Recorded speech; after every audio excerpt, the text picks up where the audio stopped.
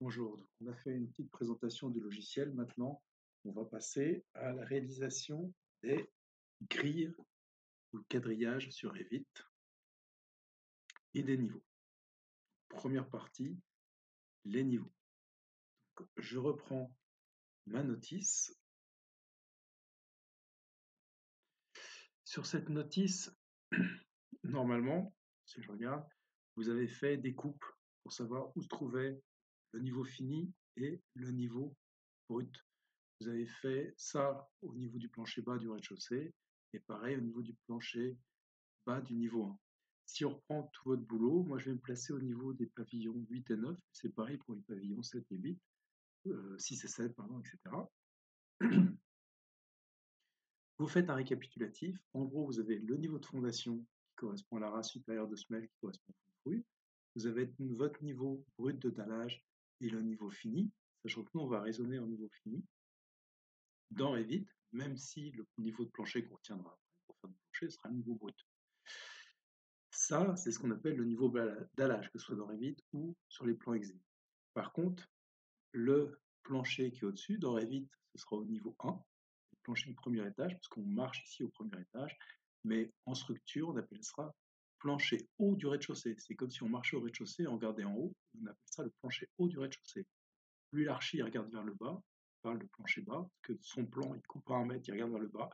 Nous, on va dessiner le plancher haut et tout ce qui porte le plancher haut. Donc, avec le même type de raisonnement, par exemple, la race supérieure des murs, je vais renommer, mais au départ, c'est le niveau 2 sur Revit.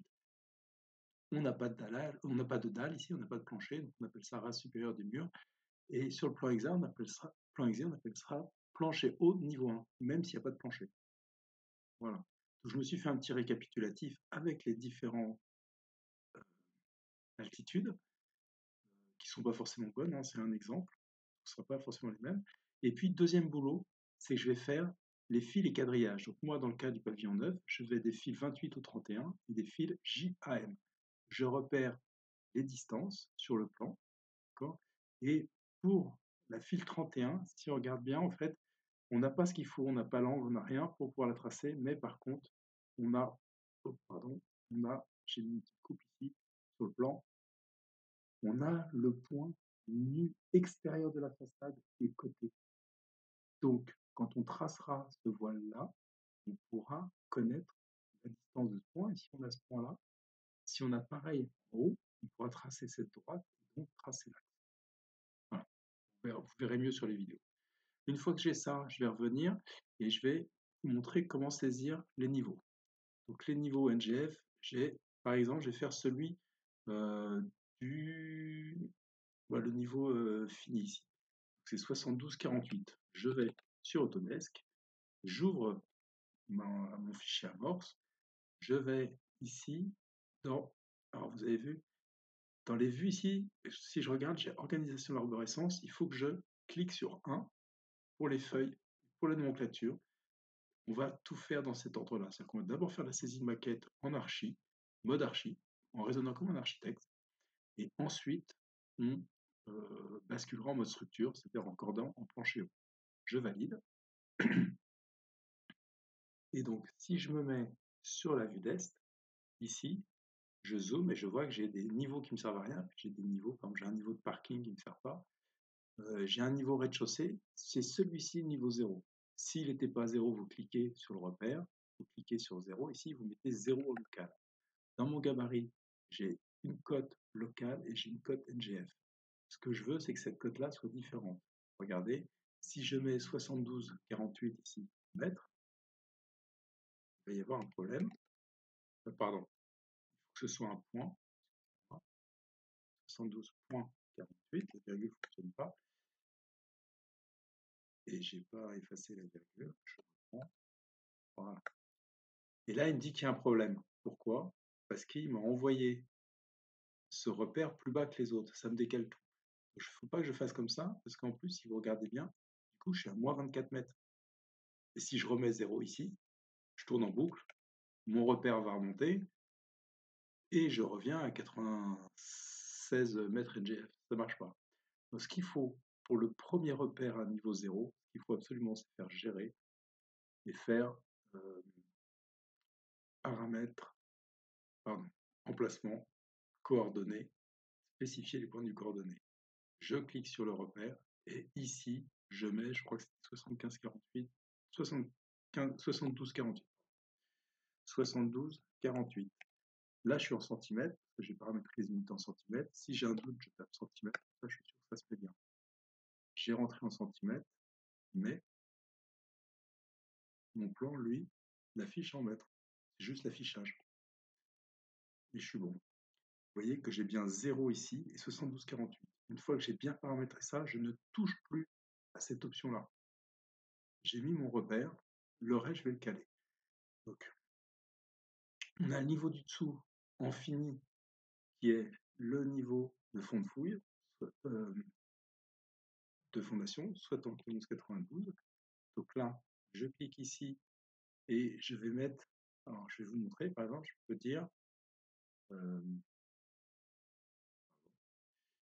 dire ici, je vais dire égal, on peut taper des formules, 72 48 moins 71, j'ai déjà oublié, 92. Quand vous voulez passer d'une fenêtre à l'autre, vous faites Alt Tab.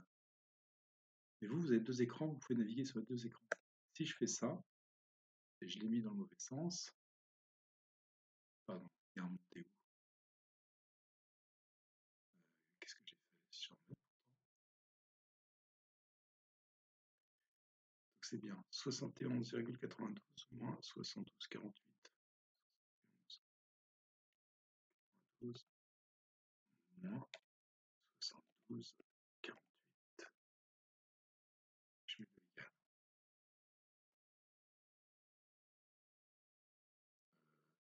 Je me suis trompé, donc il faut... Ah oui, 56, je suis en mètres, je me suis trompé. Égal. 71, je vais y arriver. 71,92 moins 72,48.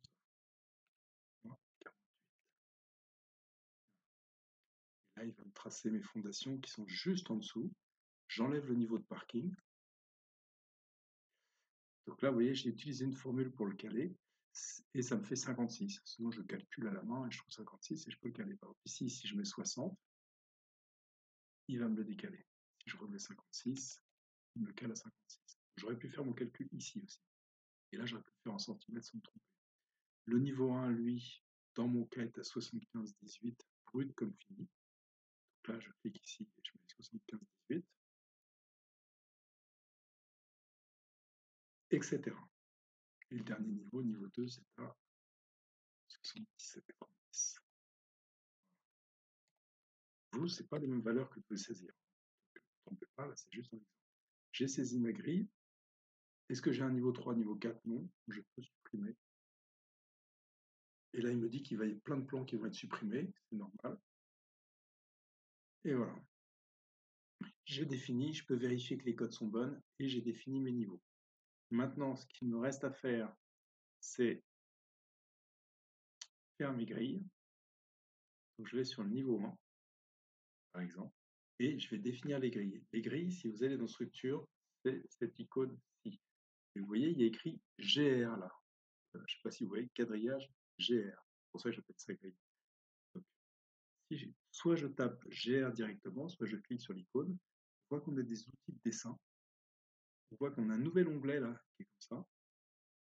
Et je me place sur ligne et je vais commencer à tracer cette grille-là. Donc, par exemple, je vais commencer à tracer JKLM. Donc, je trace J, je vais faire dans l'autre sens, comme ça il m'affichera le rouge du côté. Et tout de suite, je le numérote. Je l'appelle J. Je commence par l'ordre chronologique, JKL.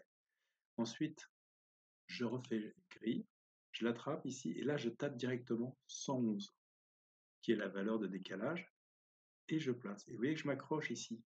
Là, il y a une petite poignée, un petit verrou qui permet de dire que K est accroché à J.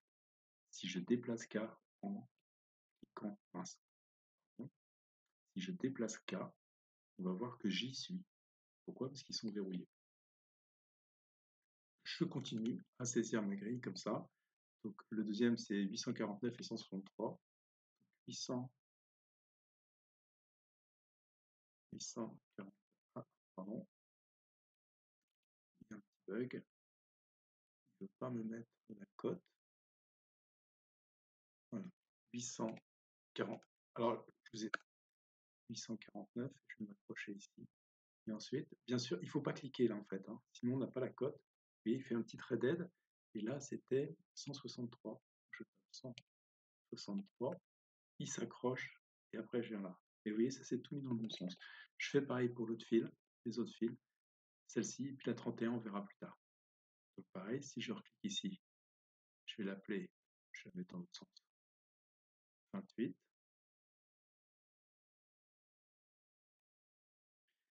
Et si je refais GR, je m'accroche là, c'est 561, 305. 561, voilà, et 305. Avec un peu d'expérience, ça va vite. Ce qui compte, c'est de les faire dans le bon ordre pour pas avoir besoin de ressaisir la numérotation. Une fois que vous avez fait ça, vous allez faire annoter et faire des codes. Comme c'est un outil qu'on utilise tout le temps, je vous conseille de retenir DI. Même si j'étais resté ici, je tape DI, j'ai mon outil qui s'installe. On verra plus tard à quoi ça correspond. Je cote mes fils et je vérifie que c'est bon. Si je me suis trompé, par exemple, si ici c'était pas de là à là, de là à là, c'était pas 163 et 64, je clique sur M, surtout je clique pas sur L, sinon ça va décaler l'autre code ici. Je clique sur M et je tape 164. Et ça se décalera. Vous vérifiez vos codes, que ce soit bon. Dernière chose, vous ne faites pas des codes comme ça, et puis ensuite une autre code comme ça. On a l'impression que c'est la même chose, vous voyez, mais c'est pas la même chose, c'est deux codes séparés, c'est pas deux codes continus. Faites bien des codes continus. Si vous en manque une, il suffit de faire ici, modifier la ligne d'attache, et vous pouvez aller rattraper un autre. Vous pouvez continuer votre cotation. Vous pouvez aussi supprimer la ligne d'attache, comme si vous recliquez là, ça l'enlève. Si je reclique ici, ça la remet, etc. Voilà pour la grille, voilà pour les niveaux. À vous de jouer.